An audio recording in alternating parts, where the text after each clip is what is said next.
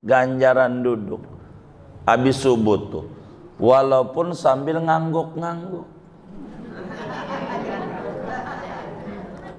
Bila ini dilakukan, fa innallaha yaktubu, Allah subhanahu wa ta'ala mencatat liman yajlisu makanahu, kepada orang yang mau duduk di tempatnya, hijjatan, ganjaran haji. Tuh, mabrur. Allahu ya Allahu ya Allah.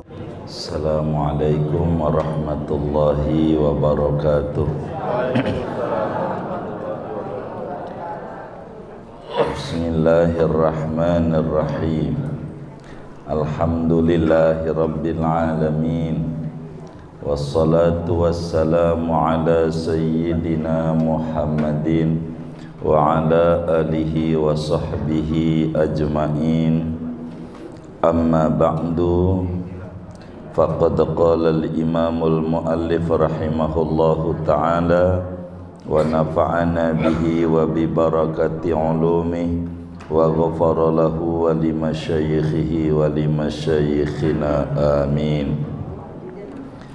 Ya Aliyu, wahai Ali, idza shallaita, apabila engkau salat, yakni salat subuh, faq'ud makanaka, maka duduklah engkau pada tempatmu, hatta tatlu'a syamsu, sampai terbit oleh matahari.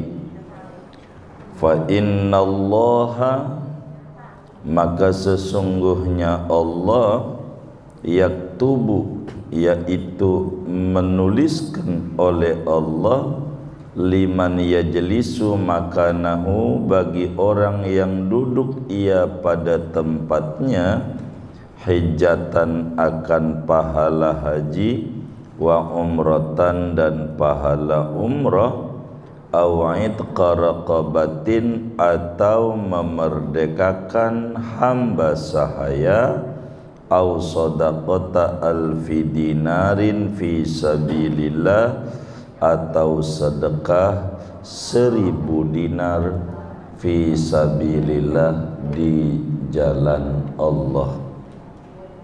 Halaman 38. Oh, 33. Yang ini 38. Wallahu a'lam bishawab.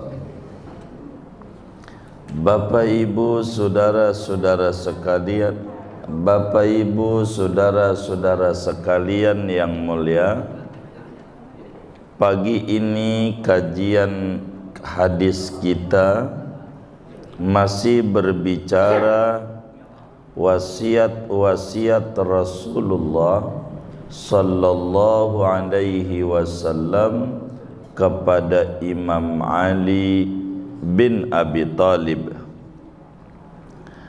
Kata Nabi kepada Imam Ali bin Abi Thalib, Ali adalah anaknya Abu Thalib, sehingga Ali adalah sepupunya Rasulullah sallallahu alaihi wasallam. Ali adalah menantunya Rasulullah, sebab Ali adalah suaminya Sayyidatuna Fatimah radhiyallahu ta'ala anha. Ali sahabatnya Rasulullah sallallahu alaihi wasallam. Gelarnya Babul Ilmi. Ana Madinatul Ilmi wa Aliyun babuha. Kata Nabi, aku itu kota gudang ilmu dan pintunya adalah Ali bin Abi Thalib. Satu hari Imam Ali bin Abi Thalib dipanggil oleh Rasulullah sallallahu alaihi wasallam dan disampaikan tentang amalan yang ganjarannya amat sangat luar biasa di mata Allah subhanahu wa ta'ala. Idza shallaita, apabila engkau selesai daripada solat subuh. Jadi solat itu dari 5 waktu yang paling tinggi ganjaran berjamaahnya subuh, yang paling dikit ganjaran berjamaahnya maghrib.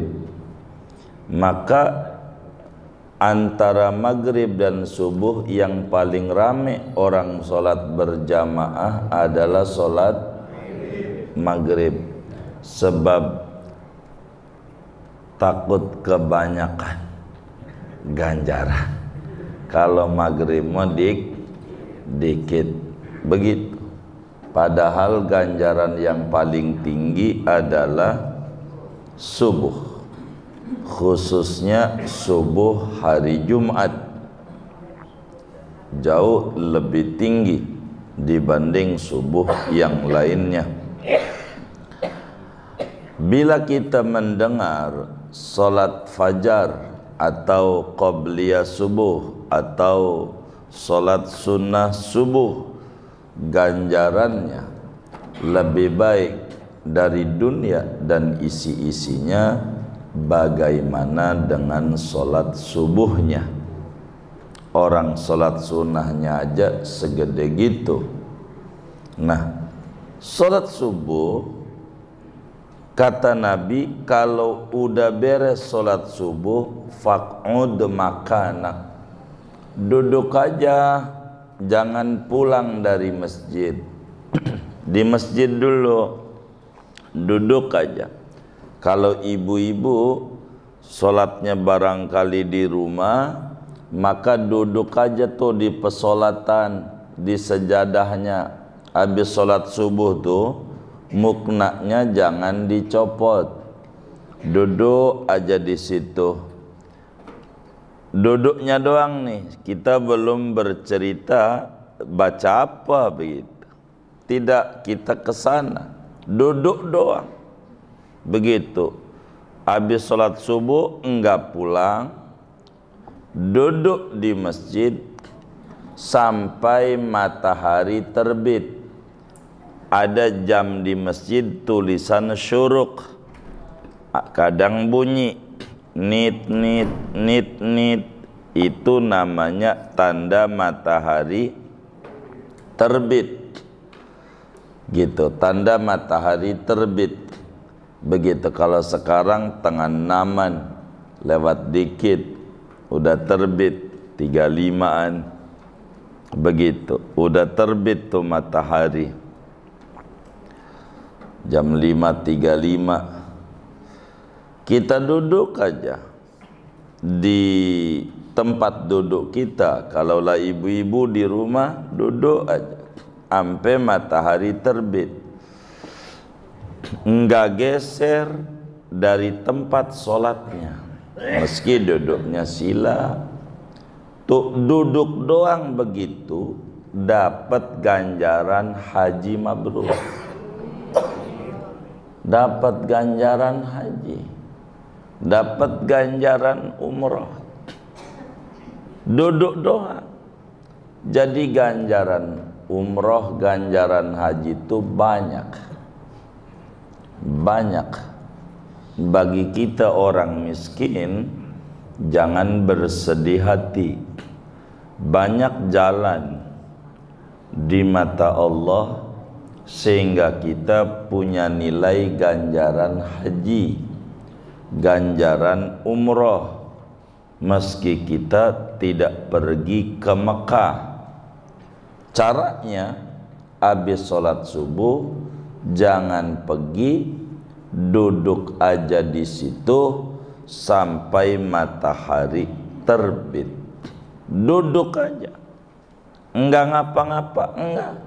enggak muter tasbih, enggak ini, ibu-ibu muknanya enggak dibuka, duduk aja di situ tuh, enggak ngapa-ngapa, duduk aja. Sebab waktu yang paling berkah adalah waktu subuh. Duduk sampai matahari terbit, dapat ganjaran haji. Duduk aja. Apalagi kalau duduk itu diisi dengan pengajian, enggak pergi. Karena habis sholat subuh ada kultum, kuliah 7 menit, lebih juga sih, begitu. Jadi dengerin aja tuh di situ sampai matahari terbit, ganjaran haji, ganjaran umroh, duduk doang. Apalagi diisi dengan zikir-zikir yang diajarkan oleh Nabi. Zikir subuh, ibu punya amalan Imamul Haddad, yaitu wirdul latif,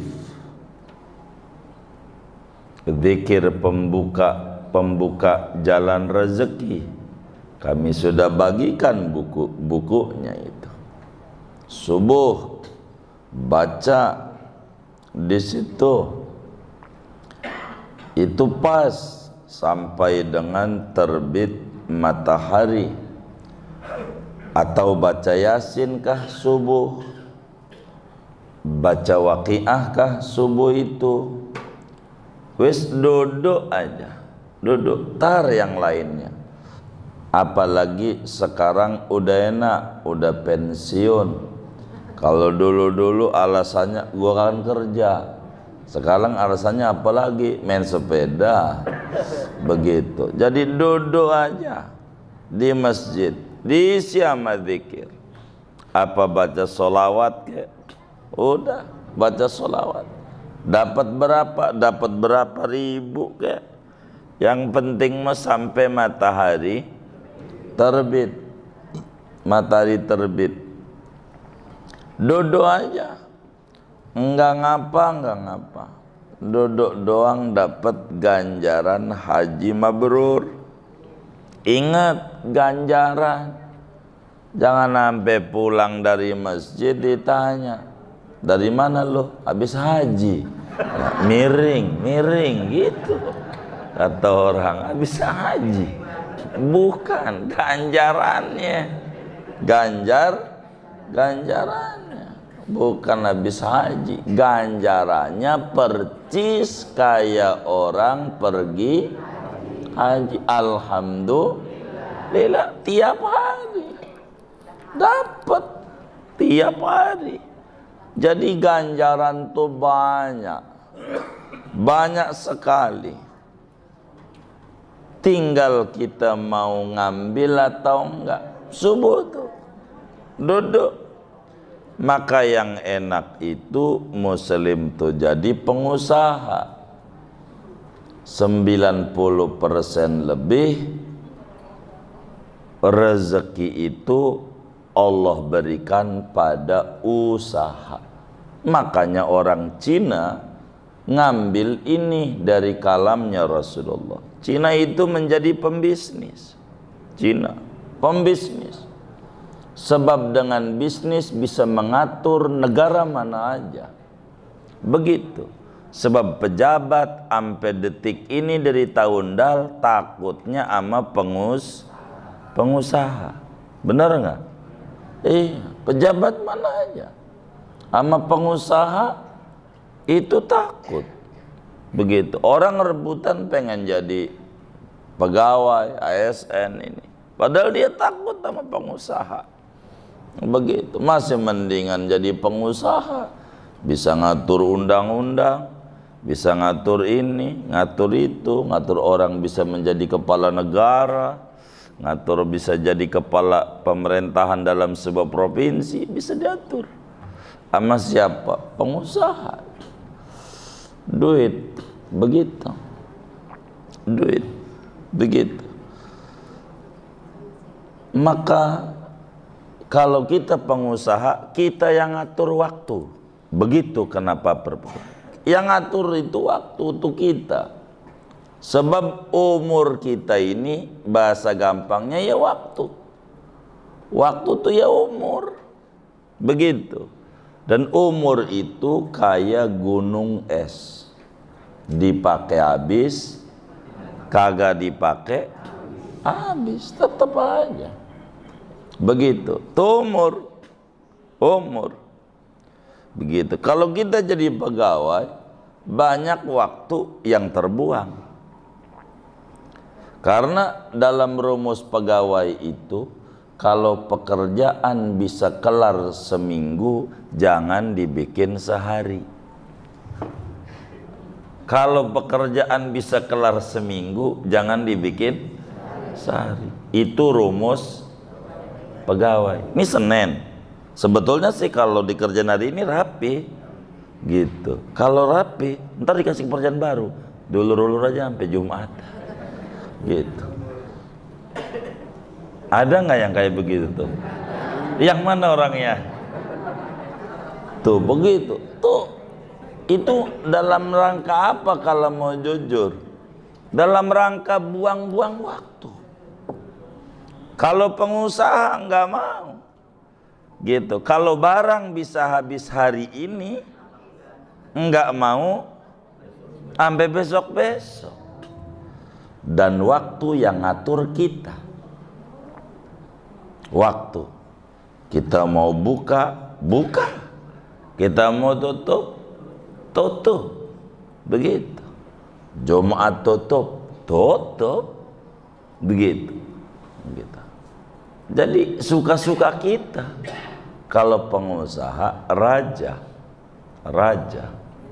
begitu. Karena kita yang mengatur. Kalau kita jadi pegawai, mana rumahnya di Maharta, kerjanya Pulau Gadung, mau duduk pecah, gitu. Jangan ngamalin di sini. Saya pengen ngamalin ajaran Rasulullah, pecat kata bosnya, telat, begitu, telat. Ya kalau kita masih kerja dan kerjanya jauh, hadis ini harus direkam suatu saat. Apa Sabtu, apa Minggu, karena liburnya Sabtu Minggu, amalin. Begitu. Jangan dibikin stres nih, gimana gua kan kerja. Ya jangan. Karena Islam rahmatan lil alamin. Begitu, lil alamin. Ini begitu. Akhirnya pada akhirnya mereka juga nyontoh Islam juga. Bikin satu komplek tower. Di situ juga usaha, di situ juga apartemen, perputarannya di situ-situ aja. Tinggalnya di atasnya, tokonya di bawahnya, biar enak, nggak kena macet, nggak buang waktu. Begitu akhirnya sekarang, lihat dalam berbagai macam itu, mau apa kek di Cikarang dalam macam, di situ usahanya di bawah, atasnya rumahnya. Itu kayak begitu. Untuk apa? Untuk tidak buang-buang waktu. Bila Anda sholat subuh, jangan pergi dulu, duduk. Barakah. Apalagi tidur, jangan. As-subhatu tamna'ur rizqa. Tidur habis sholat subuh sebelum terbit matahari bikin seret rezeki. Jangan. Begitu. Itu kayak begitu.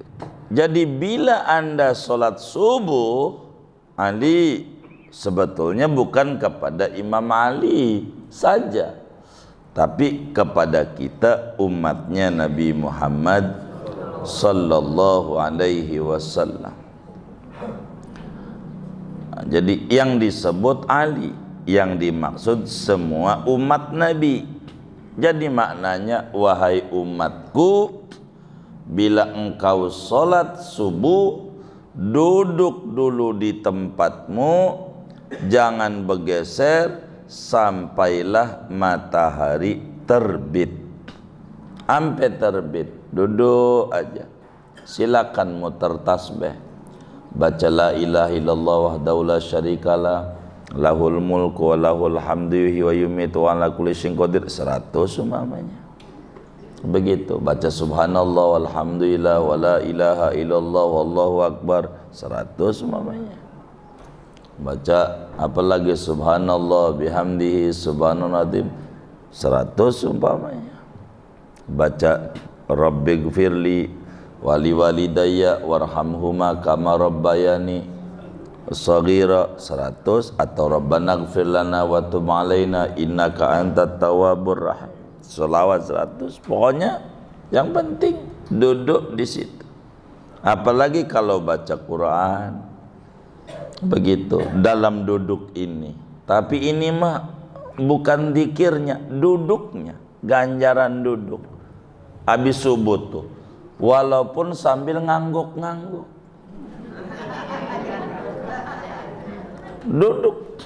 Duduk aja, duduk. Bila ini dilakukan umat, begitu kata Nabi, fa innallaha yaktubu, Allah subhanahu wa ta'ala mencatat liman yajlisu makanahu, kepada orang yang mau duduk di tempatnya sampai kayak begitu matahari terbit, hijjatan, ganjaran haji. Tuh, mabrur, enak. Nanti orang-orang yang ngamalin tuh di akhirat kaget, kok ganjaran haji saya banyak. Padahal seperti demikian. Lumayan, apalagi haji zaman sekarang ngantrinya panjang. Begitu. Umur nyampe apa kagak? Saya dengar daerah Sulawesi sampai 100 tahun. Ya Allah, kalau sekarang umur 40, 140. Gitu, kayaknya udah nyampe Pondok Kacang Prima dah. Tahu nggak Pondok Kacang Prima?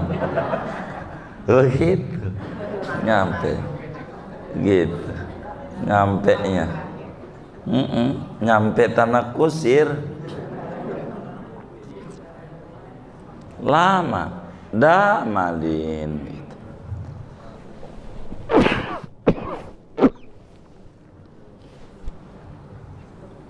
Au'id ka raqabatin,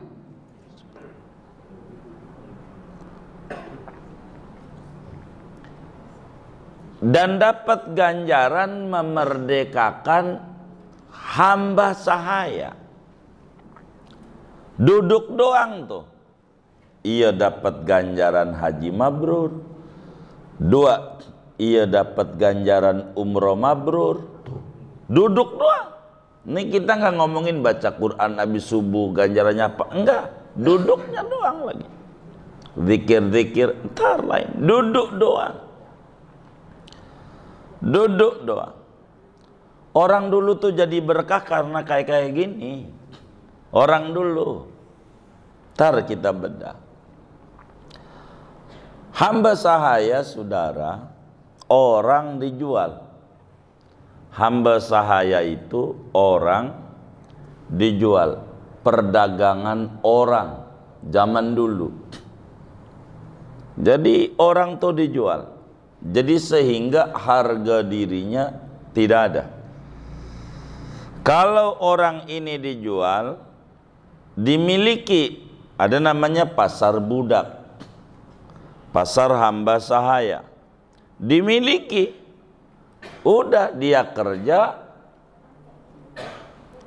duitnya seluruhnya milik tuannya. Kayak mobil, angkot, kan duitnya milik yang punya. Jadi dia nggak bisa berbuat apa-apa. Udah terikat. Ini namanya hamba sahaya. Harganya beda-beda, antara yang seger buger, antara yang sudah senja. Itu namanya budak. Sudah nggak ada sekarang perbudakan ini, udah nggak ada.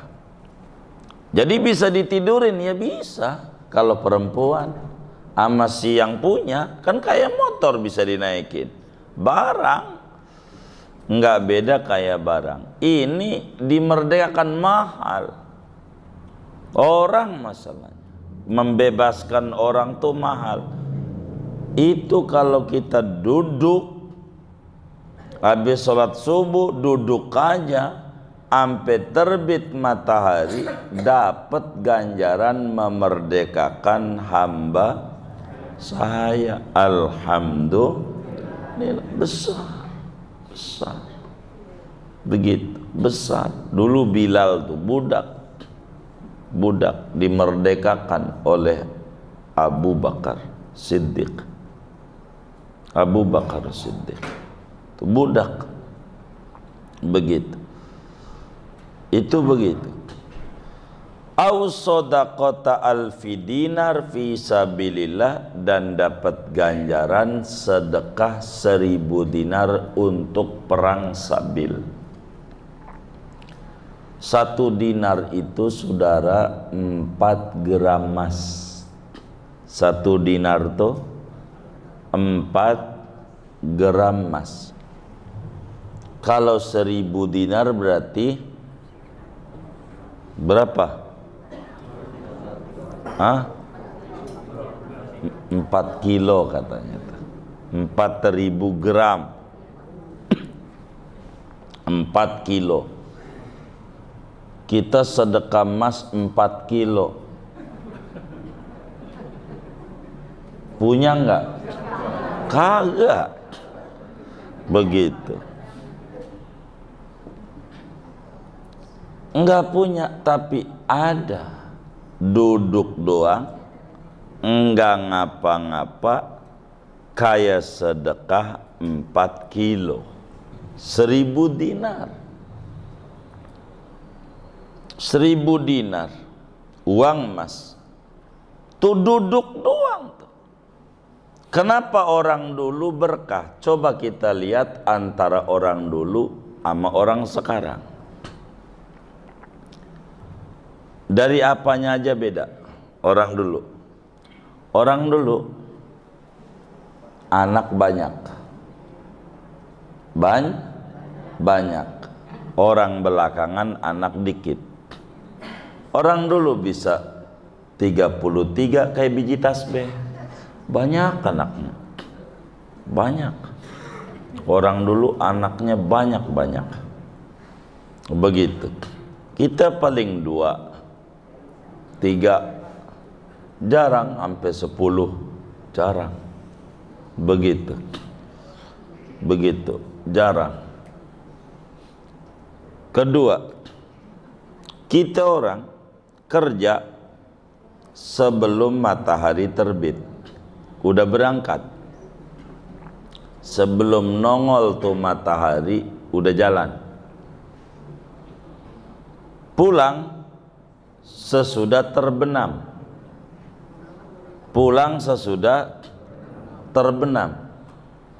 Berangkat sebelum terbit. Artinya berarti kagak ngalamin tuh matahari siang.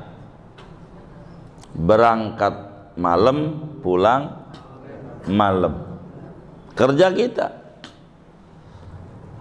Orang dulu berangkat kayak begini, subuh duduk dulu di sejadah sampai terbit matahari. Dari terbit masih dia nerusin zikirnya sampai 18 menit salat isyraq. Duhalah istilah kita. Habis itu pulang ke rumah, minum teh tubruk. Begitu orang dulu. Begitu. Habis itu jalan dah jam 7-an ke kebon. Begitu. Ke sawahnya.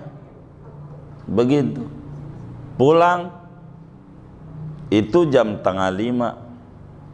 Asar nih udah rapi. Jadi 5:30 udah nongkrong di langgar, di musola, di surau, di masjid. Artinya berangkat kerjanya sesudah matahari terbit dan pulangnya sebelum matahari terbenam. Tuh lihat bedanya. Kita berangkat sebelum terbit, pulang sesudah terbenam. Orang dulu berangkat sesudah terbit, pulang sebelum terbenam. Beda. Anak kita sama mereka banyakan mereka. Begitu. Mereka nggak punya ijazah, paling tinggi SR. SR, sekolah rakyat, Belanda punya. Kita punya ijazah, biar SMA atau sarjana punya. Tapi mereka berkah. Tandanya bisa ninggalin warisan. Rumah yang ditempatin oleh teman-teman kita di Betawi itu rumah milik babaknya. Dia tinggal nempatin doang. Begitu. Tanah. Kadang kontrakan yang sampai detik ini dia ngambilin tiap bulan, itu dia yang bangun, tanah dari dia. Padahal SD nggak lulus, kerja selagu-lagunya, anaknya banyak. Bener nggak? Hah? Berkah. Kita sarjana, kita kerja sebelum terbit matahari, pulang udah terbenam. Orang kampung nyebutnya pergi malam pulang malam. Kita anak dikit, 2 paling 3, begitu. Anak kita dikit, tapi ya Allah mau nyekolahin bocah bingung. Begitu, bingung. Ada apa ini? Orang dulu dapat berkah, ngamalin sama ajaran-ajaran agama, ngamalin sama ajaran-ajaran. Hanya kayak begini-begini. Waktu yang paling berkah begitu tuh. Minta ilmu subuh, minta rezeki subuh, minta sama Allah. Banyak auratnya. Duduk. Kalau bahasa orang tuh ngorak-ngorak arsy Allah. Nanti mungutin. Begitu. Kalau dilihat orang dulu kerjanya selagu-lagunya, bisa dianggap dia nyantai, tapi berkah. Kita kerja mati-matian, bingung jalanin hidup. Ini karena mereka dapetin keberkahan waktu. Kayak begini kita berat, bohong kerja. Mana di Pulau Gadung kerjanya? Jauh. Bekasi ya, Bekasi katanya tuh. Bekasi. Begitu. Kerjanya di Bekasi. Ya Allah. Kalau habis sholat subuh duduk, orang baca suratnya panjang aja di masjid udah ngegerutu. Saya curiga ini sama nyengir-nyengir ini. Ini panjang amat ini. Habis itu pakai wiridan. Dia baca tuh la ilaha illallah 200. Nih nyiksa gua ini imam. Begitu. Bisa begitu kita. Padahal tuh imam ngedidik kita biar ngamalin ajaran Nabi.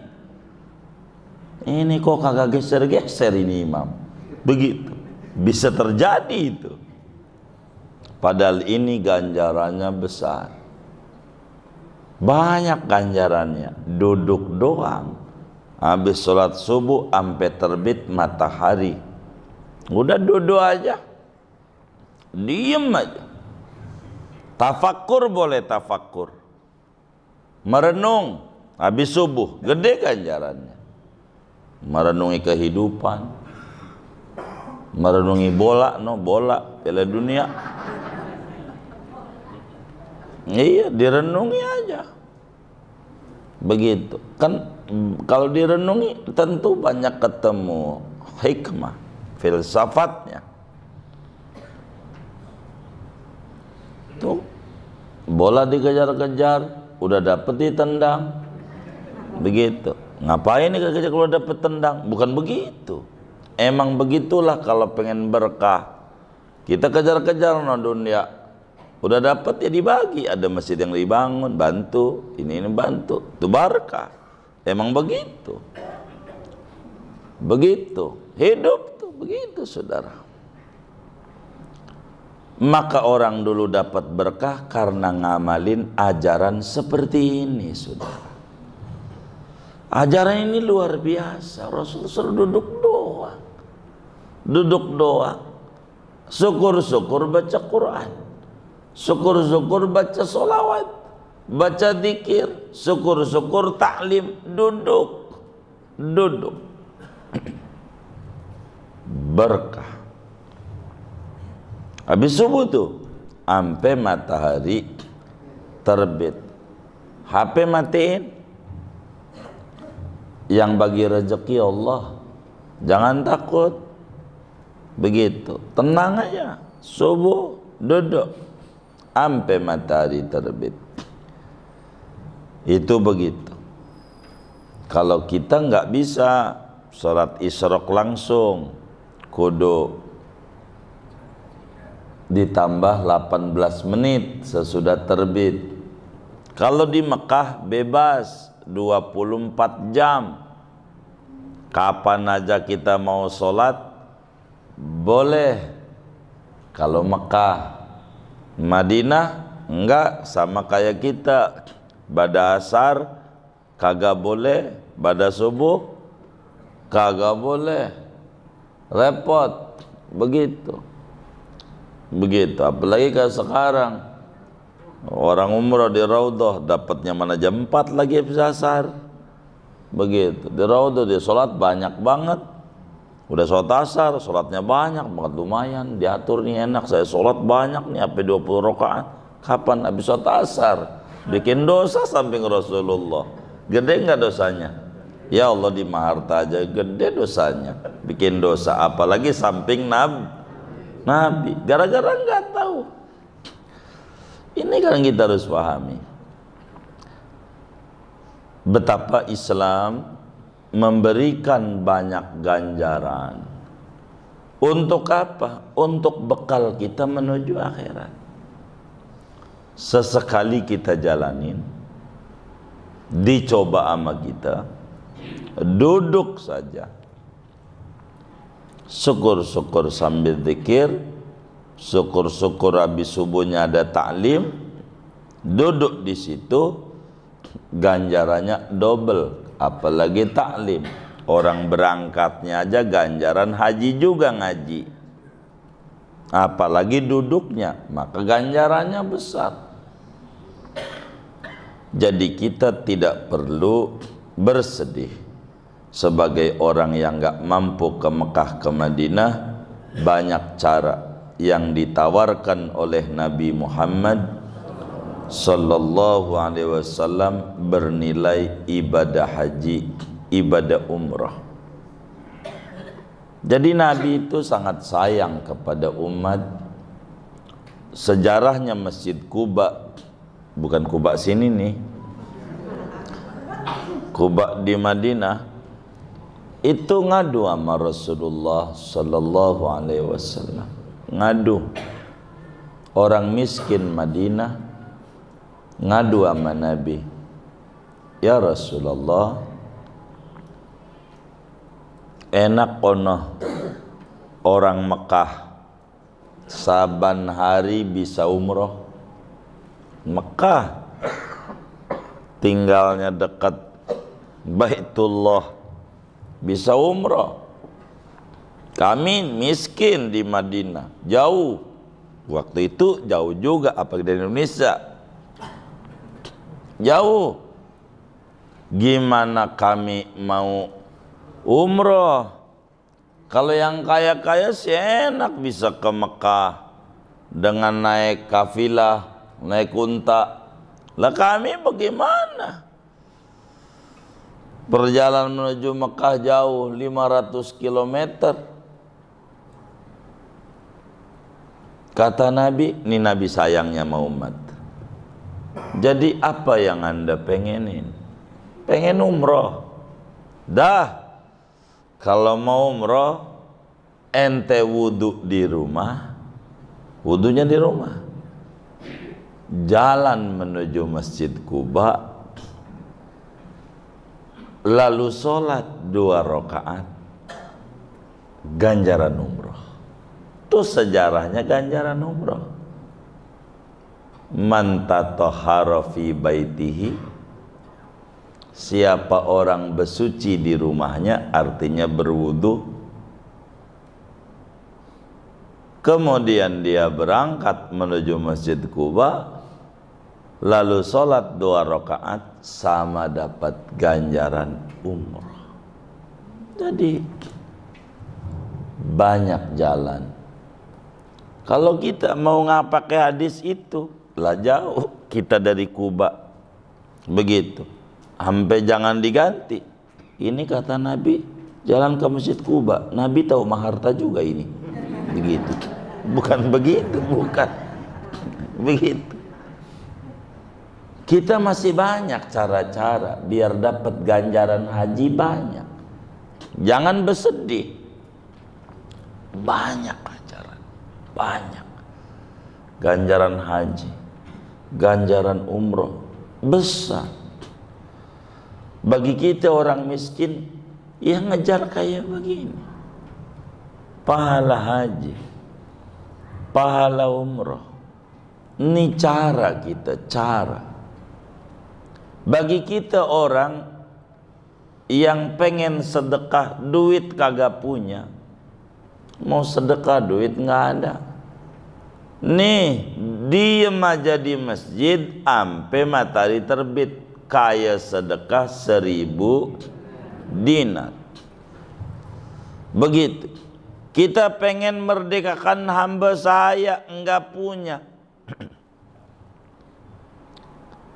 Ngasih beasiswa sama orang, enggak punya, wong enggak ada duit.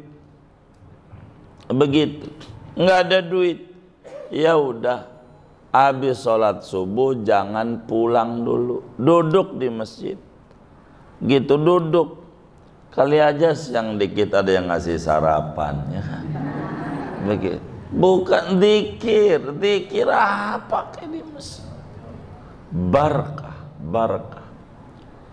Ingat waktu dulu kita kerja nih, kerja jauh. Sekarang udah pensiun, apalagi alasannya? Duduk. Di musola, di masjid duduk. Duduk aja. Duduk. Begitu. Duduk. Duduk aja. Sampailah matahari terbit. Duduk.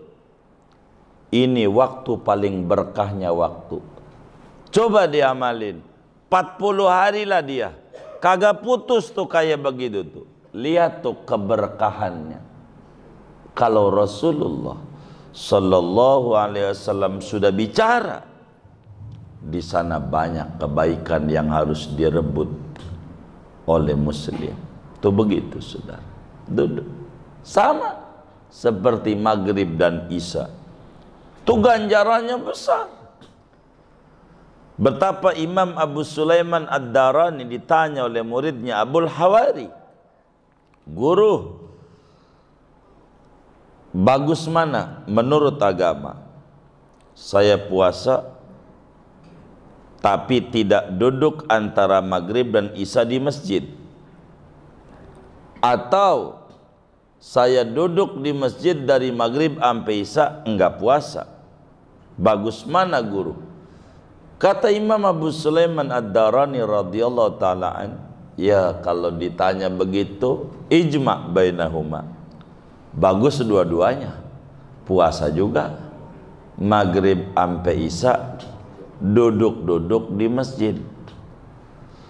Kata dia, enggak bisa guru. Kalau puasa sibuk dengan buka, enggak keburu. Tapi kalau nggak puasa kan jam 5 makan. Orang dulu makannya jam 5. Makan sore, makan malam tuh jam 5. Diamalin tuh oleh Deddy Corbuzier. Malam nggak makan. Begitu. Nurut kalau mau Deddy Corbuzier. Ama agama kurang nurut. Itu begitu. Jam 5 makan. Untuk apa? Maghrib sampai Isya biar di masjid nggak pulang. Begitu. Jadi kalau nggak puasa, iya jam 5 saya udah makan. Maghrib sampai Isya bisa duduk di masjid.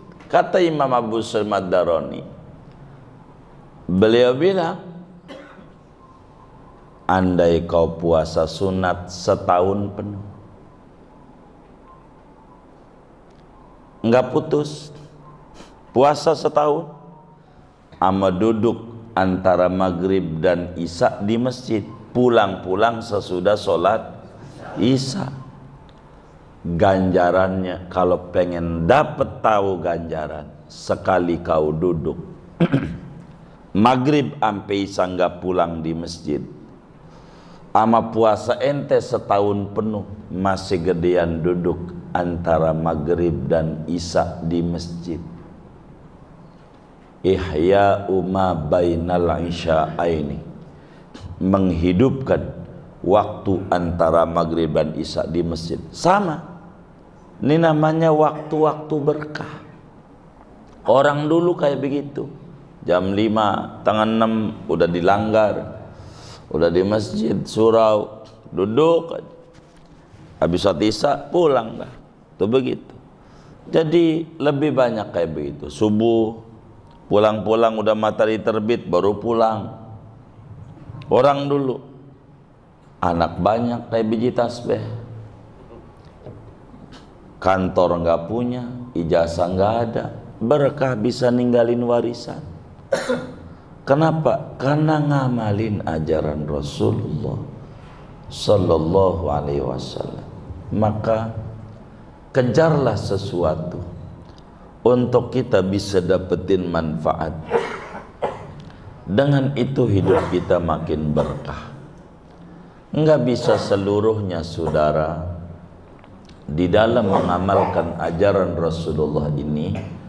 Setidak-tidaknya enggak bisa semua, jangan ditinggal semua.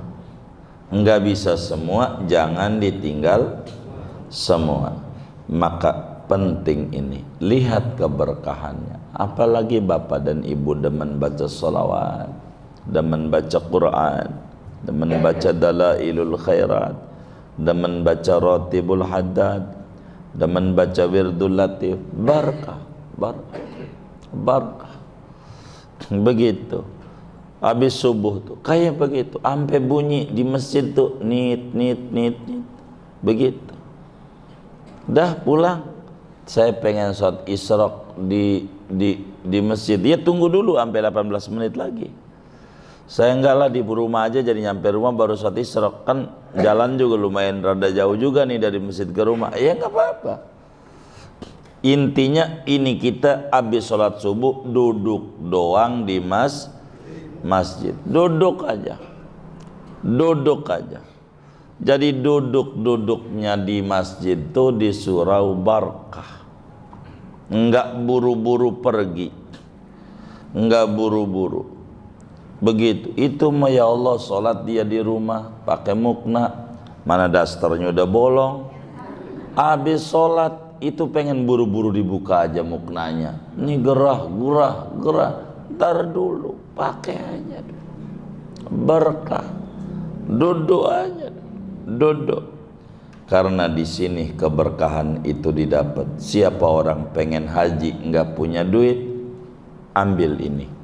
Siapa orang pengen umroh enggak punya uang, ambil ganjaran umroh ini. Siapa orang pengen sedekah 1000 dinar enggak punya duit juga, ambil ajaran ini. Siapa orang pengen memerdekakan hamba sahaya enggak punya juga, maka ambil amalan ini. Betapa Islam ajarannya murah, tapi bukan murahan. Islam itu enak, mengenakan, tinggal kita mengambil kesempatan. Moga Allah beri taufik dan hidayah kepada kita semua. Pelan-pelan ajaran Rasulullah sallallahu alaihi wasallam kita amalin dikit demi dikit, dikit demi dikit. Amin ya rabbal alamin. Waktu yang ada buat tanya jawab saja. Ada yang ditanya mungkin dari materi ini atau dua mendoakan baik Bunda. Waalaikumsalam.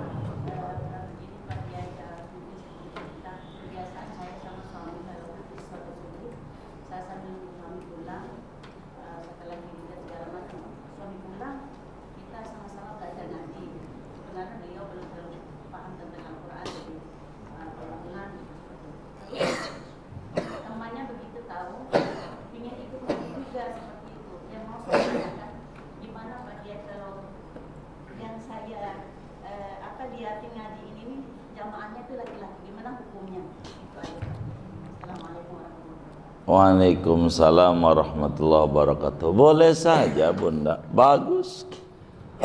Ajarin manfaat. Nabi nyuruh khairukum man ta'allamal Qur'an wa 'allamah. Manusia terbaik adalah manusia yang belajar Quran dan mengajarkan Al-Quran. Enggak apa-apa, Bunda ajarin aja Quran. Biar kata laki-laki Bunda bisa, ada orang belum bisa, ajarin.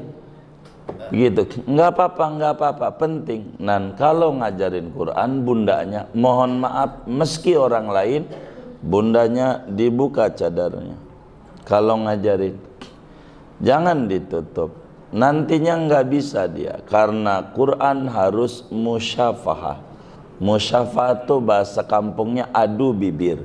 Apa tuh adu bibir? Lihat bibir mangap mingkemnya. Enggak bisa ngaji Quran di balik tembok. Enggak bisa ngaji Quran bagaimana tha, bagaimana ha, mulutnya, menyonnya, monyongnya itu harus sama. Dan bila ditutup enggak bisa dia.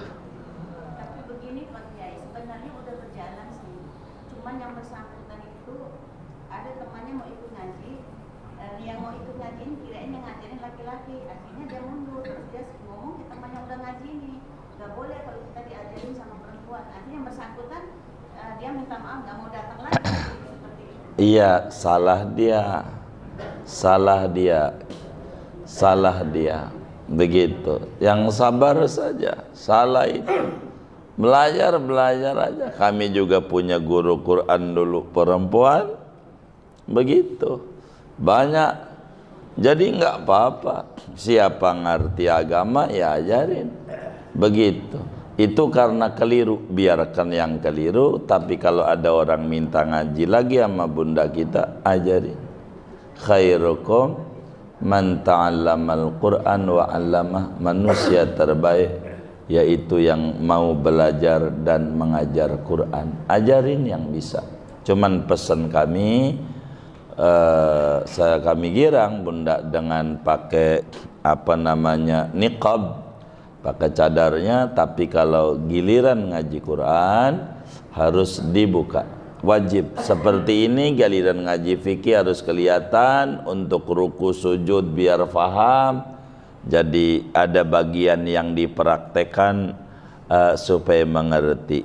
Jadi itu saja pesan saya. Bagus, terusin. Iya, bagus, berkah, terusin. Kalau ada minta ngaji, ajarin, berkah. Hidup manfaat adalah cita-cita seorang muslim, dan itu salah satunya manfaat. Enggak apa-apa, bahasa gampangnya siapa mau aja, begitu. Ketika dia enggak mau ya sudah, ya enggak apa-apa. Kurang lebih demikian. Ya wallah alam. Baik. Waalaikumsalam. Terkait dengan diamnya sholat setelah sholat ini, Iya.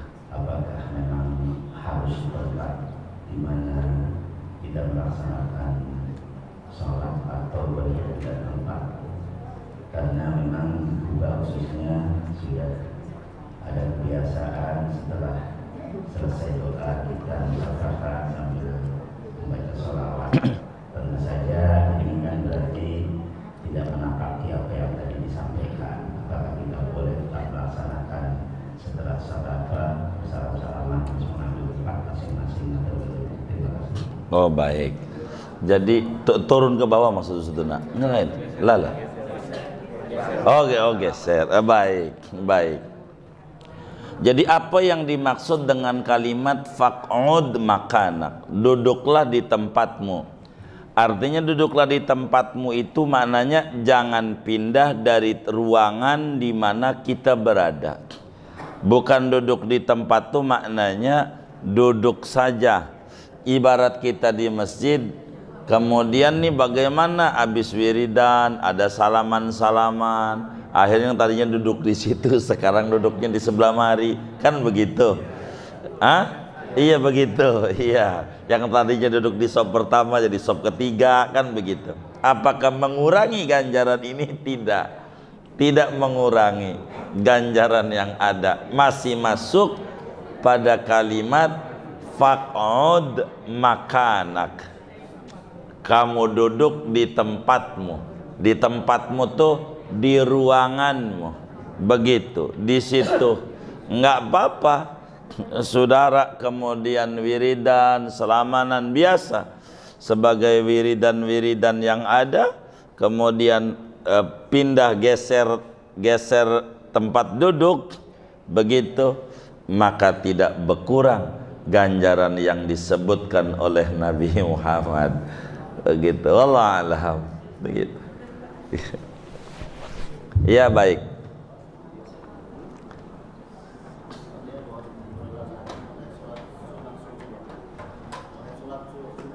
Baik.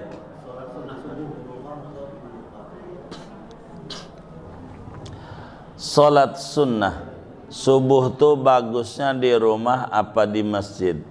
Real dari apa yang disampaikan oleh Habibuna Muhammad sallallahu alaihi wasallam, salat yang terbaiknya salat adalah di rumah kecuali salat fardu. Real ajarannya. Jadi salat sunnah itu bagusan di rumah, kecuali beberapa macam salat sunnah bagus di masjid. Mana contoh? Salat duha. Nabi tidak pernah salat duha di rumah, selalu salat duhanya di masjid.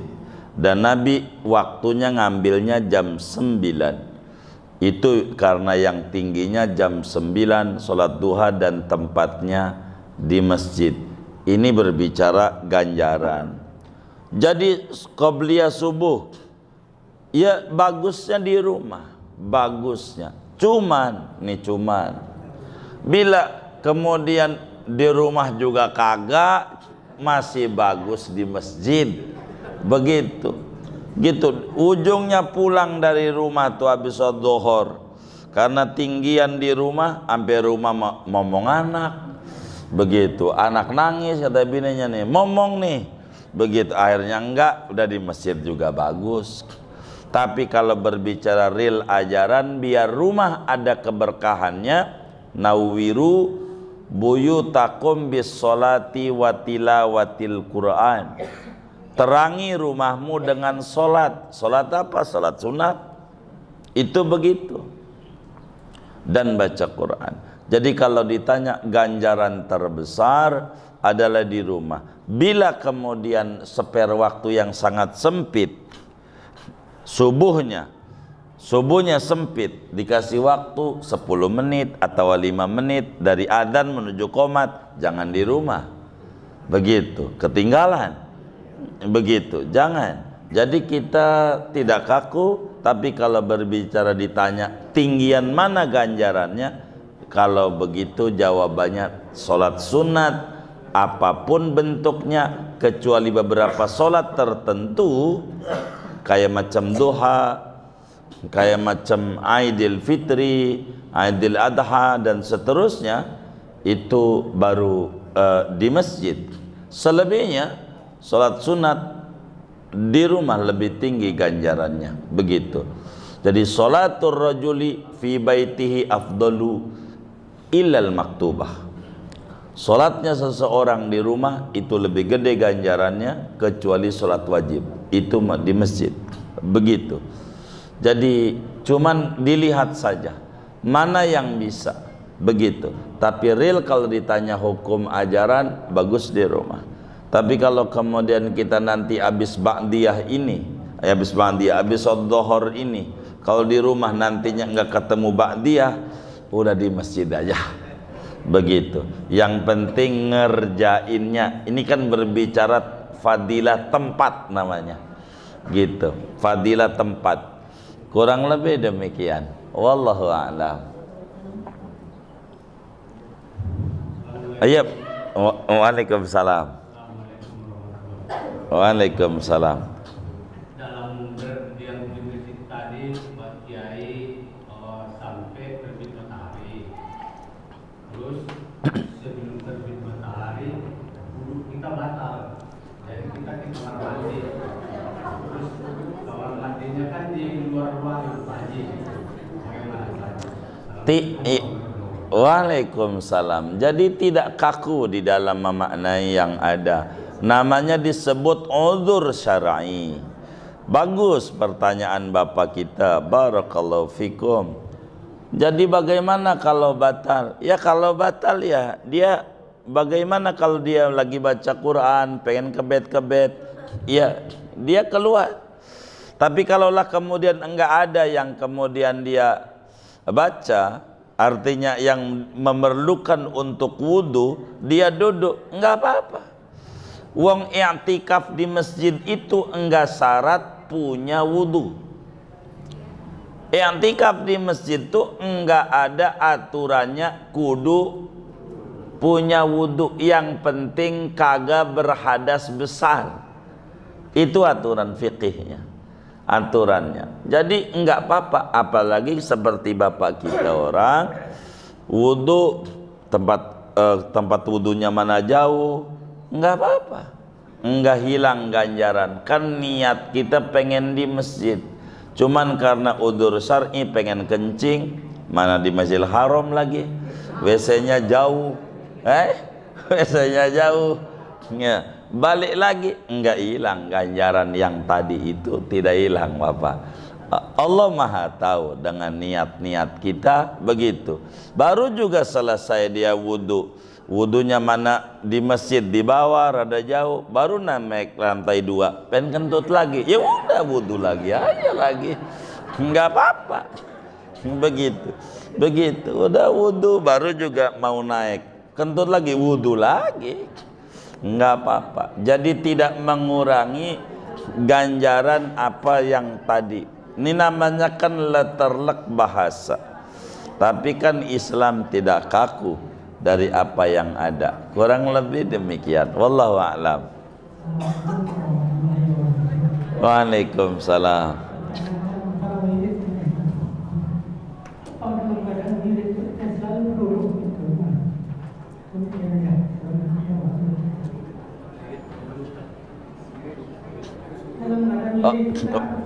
Oh baik. Apakah di dalam wiridan itu kudu punya wudhu? Jawabannya tergantung. Wiridannya apa? Bila wiridannya bentuknya solat, ya, karena di antara syarat solat kudu punya wudhu. Tapi kalau wiridannya di luar solat, seperti membaca Al-Quran, tidak punya wudhu, enggak apa-apa. Baca Quran, bukan megang. Kalau megang kudu punya wudhu, karena baca tuh belum tentu megang. Sebagaimana megang belum tentu baca. Tukang dagang Quran megang mulu, baca kagak dia. Hah? Bener enggak? Itu begitu. Jadi kalaulah resmi wiridan tanpa punya wudhu boleh saja, cuman lebih bagus, lebih tinggi ganjarannya bila punya wudhu. Orang nggak wirid aja kongko-kongko di warung kopi, punya wudhu masih lebih tinggi ganjarannya punya wudhu. Sebab fa innal wudhu'a silahul mu'min. Wudu itu senjata bagi orang mukmin, dan kita sudah kupas idamatul wudu tajlibur rizqa, dawam wudu itu mendatangkan keberlimpahan rezeki. Jadi punya wudu bagus, tapi bukan syarat. Saudara baca solawat enggak punya wudu boleh, enggak apa-apa. Ini ngaji enggak punya wudu enggak apa-apa, boleh saja begitu, boleh. Tidak menjadi syarat kewajiban wirid kudu punya wudu, tidak. Tapi punya wudu lebih bagus, karena berbeda zikir dengan punya wudu dibanding zikir tanpa punya wudu. Tapi jangan terjebak mikirin wudu akhirnya wirid juga kagak, nggak ada ngeribut itu. Udah wiridnya aja prinsip. Udah punya wudu bagus, enggak punya wudu kagak ngapa. Masing-masing orang berbeda-beda. Mana yang paling mudah buat dirinya, ambillah itu sebagai jalannya. Yang penting berzikir untuk dekat dan akrab dengan Allah Subhanahu wa taala. Wallahu a'lam. Baik, boleh.